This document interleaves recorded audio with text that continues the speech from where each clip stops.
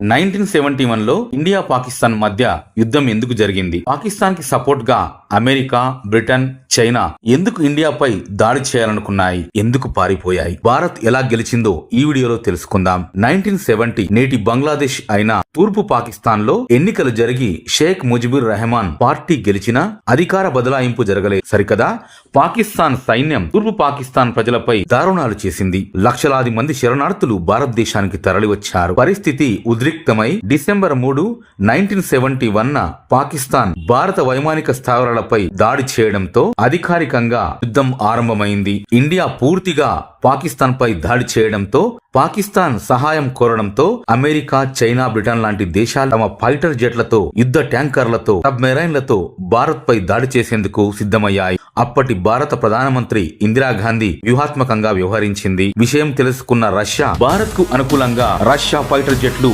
గాల్లోకి లేచాయి. సముద్రం ద్వారా సబ్మెరైన్లు కొన్ని బయలుదేరాయి. కొన్ని గంటల్లోనే ఇండియా బార్డర్ కు చేరుకున్నాయి. ప్రపంచం అదిరిపడింది. రష్యా యుద్ధ విమానాలు వచ్చి అమెరికా, బ్రిటన్, చైనా, భారత్ కి మధ్యలో ఉన్నాయి. రష్యా ప్రపంచానికి గట్టి హెచ్చరిక జారీ చేసింది. అమెరికా, బ్రిటన్, చైనా ఏ దేశమైనా సరే భారత్ పై ఒక్క బుల్లెట్ పేల్చినా, బాంబు వేసినా రష్యా యుద్ధంలోకి అడుగు పెడుతుంది అని. రష్యా న్యూక్లియర్ బాంబ్స్ కు భయపడిన అమెరికా, చైనా, బ్రిటన్ కొన్ని గంటల్లోనే పారిపోయాయి. కేవలం 13 రోజుల్లో పాకిస్తాన్ సైన్యం పూర్తిగా ఓడిపోయి 93,000 మంది పాకిస్తాన్ సైనికులు యుద్ధ ఖైదీలుగా లొంగిపోయారు. భారతదేశం దక్షిణాసియాలో ఒక కీలక శక్తిగా ఎదిగింది. నాటి నుండి రష్యా భారత్ కు మిత్రదేశంగా మారింది.